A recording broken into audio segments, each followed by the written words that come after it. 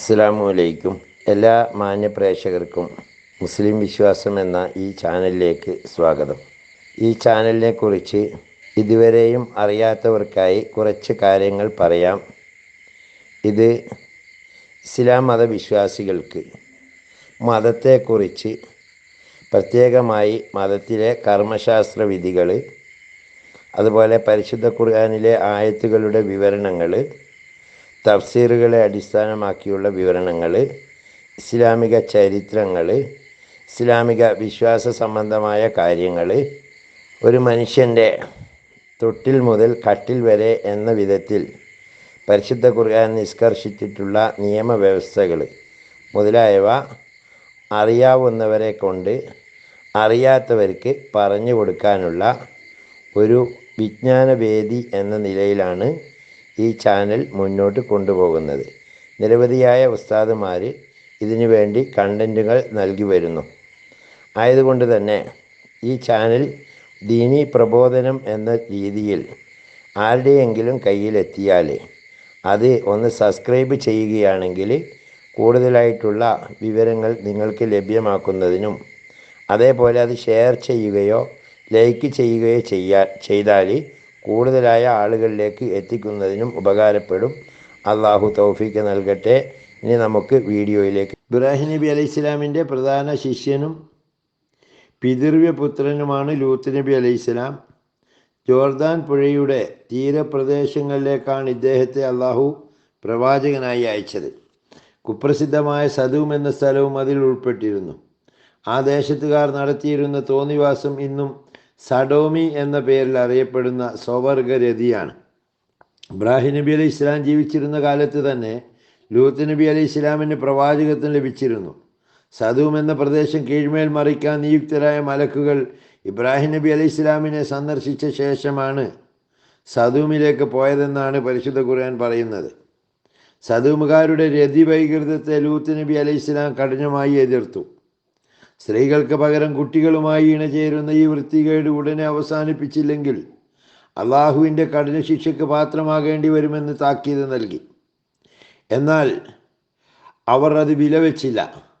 ലൂത്ത് നബി അലൈഹി ഇസ്ലാം നബിയുടെ ഭാര്യ പോലും ഈ സത്യനിഷേധിയായിരുന്നു.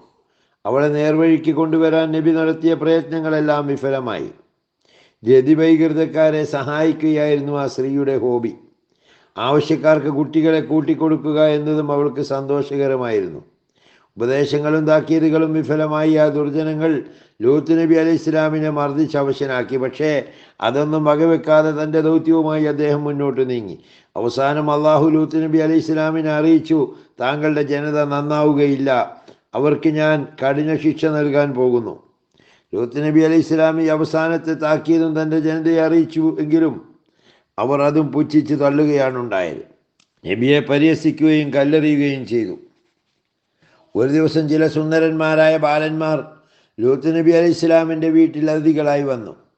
ഉടനെ നബിയുടെ ദുഷ്ടിയായ ഭാര്യ തൻ്റെ പതിവുകാർക്ക് വിവരം നൽകി, നല്ല സുന്ദരന്മാരായ ബാലന്മാർ വീട്ടിലുണ്ട്, വന്ന് പിടിച്ചുകൊണ്ടുപോയി കൊള്ളുക എന്നായിരുന്നു അവർ അറിയിക്കാൻ പോയത്. മൃഗസമാനരായ യുവാക്കൾ നബിയുടെ വീട് വളഞ്ഞു ബാലന്മാരെ ഞങ്ങൾക്ക് വിട്ടുതരണമെന്നവർ ആവശ്യപ്പെട്ടു. നബി വഴങ്ങിയില്ല. അവർ ബലപ്രയോഗത്തിന് തുനിഞ്ഞപ്പോൾ നബി അവരോട് കേണപേക്ഷിച്ചു, ദയവായി എൻ്റെ അതിഥികളെ അപമാനിക്കരുത്. നിങ്ങൾക്ക് വേണമെങ്കിൽ എൻ്റെ പെൺകുട്ടികളെ വിവാഹം ചെയ്തു തരാം. നിങ്ങൾ ഈ വൃത്തികേട് ചെയ്യരുത്. ആർക്ക് വേണം നിൻ്റെ പെൺകുട്ടികളെ? ആ ബാലന്മാരെ മര്യാദയ്ക്ക് ഞങ്ങളെ ഏൽപ്പിച്ചില്ലെങ്കിൽ നിന്നെ കൊന്ന് ഞങ്ങൾ അവരെ കൈവശപ്പെടുത്തും.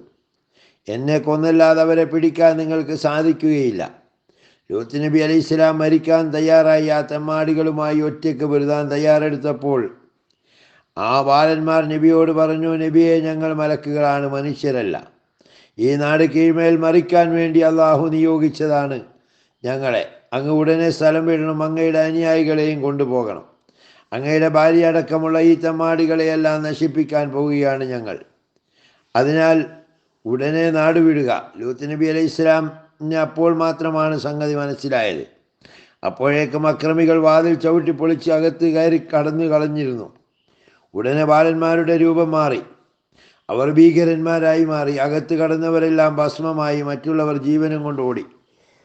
ലൂത്ത് നബി അലൈഹി ഇസ്ലാമും അനുയായികളും തൽക്ഷണം നാടുവിട്ടു. മലക്കുകൾ സദൂം എന്ന ആ പ്രദേശം ചൂഴ്ന്നെടുത്ത് ആകാശത്തേക്ക് ഉയർത്തി താഴെയിട്ടു. ആ ഭൂപ്രദേശം നശിച്ചു. അക്രമികളെല്ലാം നാമാവശേഷമായി. ആ സ്ഥലം ഇന്ന് ഇസ്രായേലിലെ ചാവുകടലിനടിയിലാണ് സ്ഥിതി ചെയ്യുന്നത്. ഇത് അന്ത്യദിനത്തോളം മനുഷ്യ സമുദായത്തിനൊരു പാഠമായി അവശേഷിക്കുന്നു. ധിക്കാര മുഴുത്താൽ നാശം ഉറപ്പാണ്. അള്ളാഹു കാത്തു രക്ഷിക്കട്ടെ. വാഹിർ ദഅ്വാനാ അൽഹംദുലില്ലാഹി റബ്ബിൽ ആലമീൻ. അസ്സലാമു അലൈക്കും വറഹ്മത്തുള്ളാഹി വബറകാതുഹു.